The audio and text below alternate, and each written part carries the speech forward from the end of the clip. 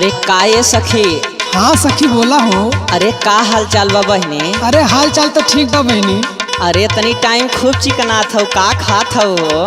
अरे का बताई हमार सैया ना बड़ा मछली मार के खियावे हो। अरे राम रे राम, छोटकी वाली बड़की वाली बहनी। अरे कुल मिला जुला के खियावे हो। है सुना सुनावा बहनी। सखिया हो रोज पिसवाई के मसाला, सखिया हो रोज पिसवाई के मसाला। मोर बला मुआ मोर सजानवा गड़ैया में मछरिया मारे जाला।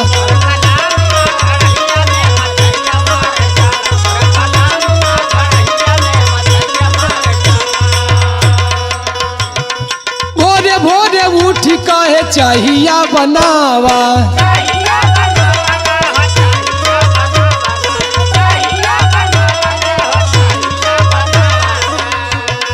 नाश्ता में 4 गो पराठा लियावा।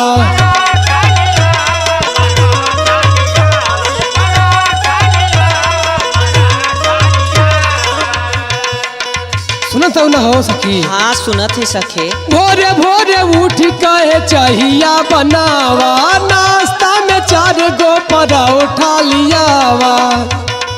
जबले न पावे तबले करे रोज हाला, जबले न पावे तबले करत रहे हाला। मोर बला मुआ मोर सजानवा गड़ैया में मछरिया मारे जाला।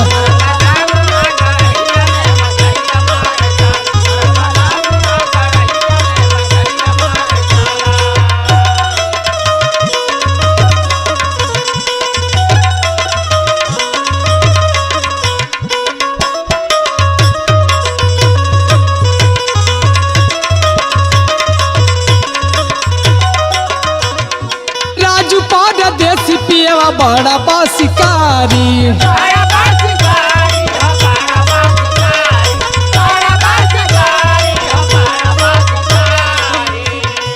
अरे बहनी और कोनो काम ना करता नहीं है करे न का हो। नहीं हो कोनो काम उनका ही बनाई कराला, बस खाली दिन भर मछली के पीछे।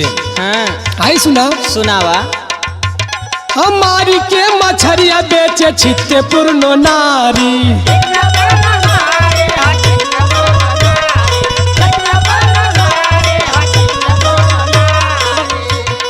राजू पाड़ा देसी पियवा बड़ा बासिकारी, मारी के मछरिया बेचे छिते पुरनो नारी।